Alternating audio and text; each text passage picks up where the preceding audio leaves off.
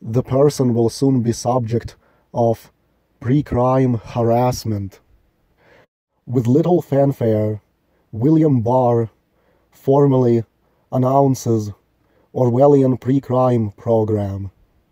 U.S. Attorney General William Barr issued a memorandum to all U.S. attorneys, law enforcement agencies, and top-ranking Justice Department officials announcing the imminent implementation of a new National Disruption and Early Engagement Program aimed at detecting potential mass shooters before they commit any crime.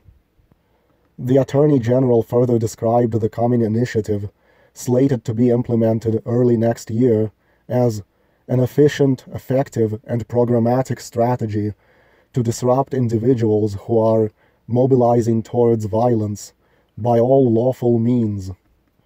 Perhaps the most jarring aspect of the memorandum is Barr's frank admission that many of the early engagement tactics that the new program would utilize were born of the posture we adopted with respect to terrorist threats. In other words, the foundation for many of the policies utilized following the post-9/11 war on terror are also the foundation for the early engagement tactics that Barr seeks to use to identify potential criminals as part of this new policy. Though those war on terror policies have largely targeted individuals abroad, Barr's memorandum makes it clear that some of those same controversial tactics will soon be used domestically. Barr notes that newly developed tactics used by the Joint Terrorist Task Forces include the use of clinical psychologists, threat assessment professionals, intervention teams, and community groups to detect risk, and suggests that the new early engagement program will work along similar lines. Barr also alludes to this community approach in a separate sentence when he writes that when the public says something to alert us to a potential threat, we must do something. What's going to happen to the person is FBI agents will show up at the person's residence one day. They will ask to have a sit-down with the person. They will produce a folder where all of the person's YouTube comments will be printed out. They will produce an iPad where all of the person's YouTube videos will be saved. They will say that they are concerned because their system has pegged the person as a potential future criminal. For example, they will say, we have a comment where someone is complaining that YouTube is demonetizing videos and throttling views and shadow banning videos and deleting people's channels. So the person responded that what needs to be done is we need to assemble hardy, white, redneck, Second Amendment-loving men with firearms who will go to Google headquarters and use violence and force to wrestle YouTube away from its owners and make it so there is no more community guidelines and you can do whatever you want on YouTube.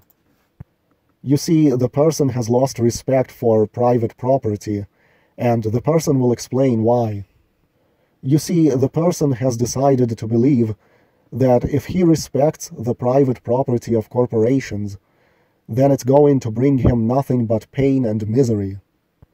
If we just say that because YouTube is private property, they can do whatever they want, they'll continue censoring people.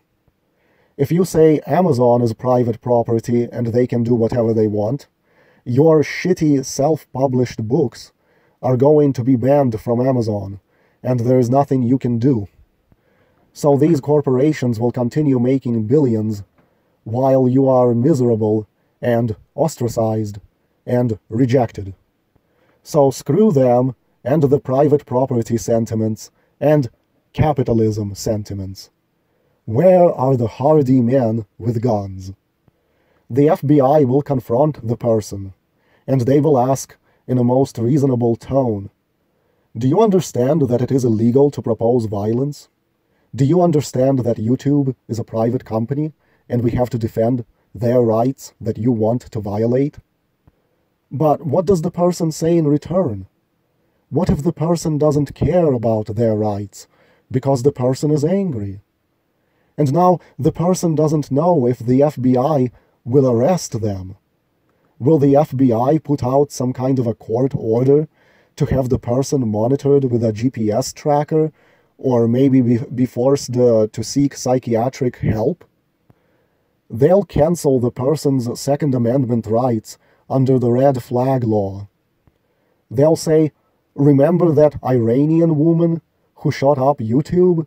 You're dangerously close to appearing just like her. What if the person starts advocating that it should be legal to make death threats to the FBI agents? If you are advocating legalizing death threats, that could make you a potential future criminal that needs to be watched. What if, ironically, the FBI showing up to prevent you from being a criminal is what turns you into a criminal, because you'll get mad at the FBI agents and threaten to find and murder their children for bothering you? But you see, that's what they want. They actually want a reaction like that. They will force the person to take medication in order to deaden their mind from thinking too much, because they don't like people who think too much. And the thing is, you won't be able to get your family and friends to form a kind of a defensive wall, like a tribal posse, where they all take up firearms and greet the FBI agents and say, no, you're not taking away one of our own to jail. We don't care about your fucking YouTube and that they are afraid of him. We don't care about this concept of United States of America. That's because your family members and your neighbors are all disarmed by too many gun laws, and they are too brainwashed into this idea of kindness and obeying the law. Funny thing is, if somebody was going to use violence to take hold of YouTube, all these people would be outraged by how wrong it is, because you can't just take away someone's property. It's wrong. But if that person actually succeeded in doing it, then all the same people would suddenly turn glad, because now they have a platform where they don't have to worry about censorship. Yeah, that's nice, but where were you to help with the fight? Why were you opposing the fight until the fight was actually over? But that's how people are. Capitalism-minded people might argue that you should just start your own YouTube from scratch. Fine, but it seems a shame having to reinvent the wheel and starting from scratch when the infrastructure is already in place and it just needs to have someone else manage it. Why go through the rigmarole of putting up your own infrastructure from scratch? Work instead on making things from scratch that haven't been invented or built yet. It's like this beach on Lake Gregory here. If you go to this beach, they only allow you to swim in a tiny portion along the shore that's marked off by buoys. It's about 4 or 5 feet deep. Unless you are a small child, it's not fun because your feet will be touching mucky bottom. If you want to go to the deep section in the middle, you have to pay extra to buy a paddleboard. Some might say this policy is for safety reasons, because if you're drowning out in the middle, the lifeguard can't get to you in time. Or it's because of greed. They want you to pay extra for a paddleboard. But either way, if that practice annoys you as a customer, I think there is nothing wrong with organizing some kind of a white militia group, going in there with guns, taking away the beach from its owners, and managing it in a way where people can come in and swim without any flotation board. And if you want to bring your own stuff to help you float, go ahead and do so. There is a difference between taking away private property that is open to the public versus private property that is strictly private. It might be unethical to steal someone's house since that house was never open to the public in the first place. But I'm talking about businesses, like stores, where people are free to walk in off the street, or places the public pays admission to enter, or websites that people are free to visit and open an account on. Yeah, if those businesses become a pain in the ass, sure, the public should be free to attempt a takeover by violence. Otherwise, Amazon can ban your self-published book because they don't like it for some reason. And then they get to continue raking in billions, and you feel like a bitch, and you don't even get to make 10 cents off your book. How does that policy benefit you? Why not use some force, organize some gang, spill some blood, or at least create some kind of intimidation to get them to change their attitude? Because if you're stuck in this belief of respecting capitalism and private property, you're going to be consumed. You're making yourself into a sacrifice, and your life is going to be shit. What I'm talking about here is called having a warrior mindset. The elites are terrified of people with a warrior mindset because it threatens their power and control. They want masses of asses that are pacified, brainwashed by self-sacrificing notions, that only think about how to get and maintain a job and make some Masonic corporation happy.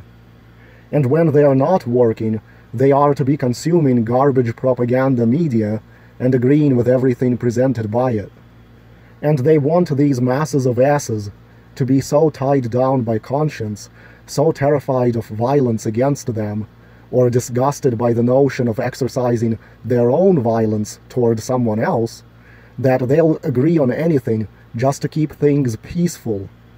And because of that, now we've gotten to the point of pre-crime, which means if you oppose any law that's on the books, you can be treated as someone with the potential to break that law, which basically makes you a possible terrorist.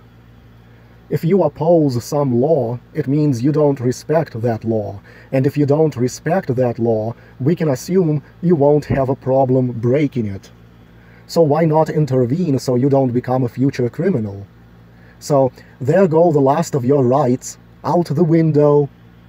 According to the government, we are not allowed to have violent conflicts with each other as private entities. Only the government-approved violent conflicts are allowed, such as various wars. But not among private citizens. That's why police engage in murder investigations. Because we are cattle, an asset. It costs the farmer money if the cattle suddenly start killing each other, right? And also, with this pre-crime thing, any comment you ever left on the internet that can be interpreted by them as disturbing will be used against you.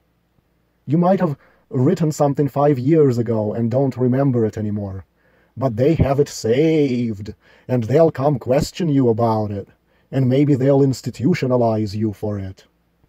The novels that the person has written about a white teenager who is throwing violent temper tantrums. Novels that justify the murder of police or the murder of regular people who oppose the character's anti-government crusade. That's a psychological sign of somebody about to snap. A person who writes fantasies like that. That person needs to be institutionalized before they become a criminal. They are going to stage false flag events, fake shootings.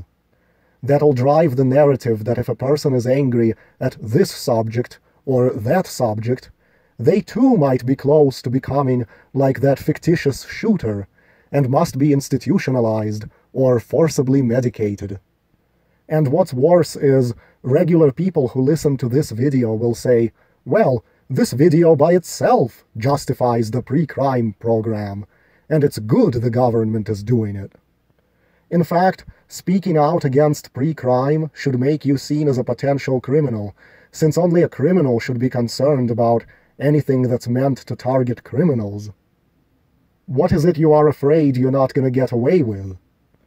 Now, they definitely won't have the manpower to go after everyone, so maybe they'll do some kind of a random lottery-type selection of individuals. Or maybe this is all just fear-mongering, and the only stories we'll hear on the news regarding this system will be fake stories.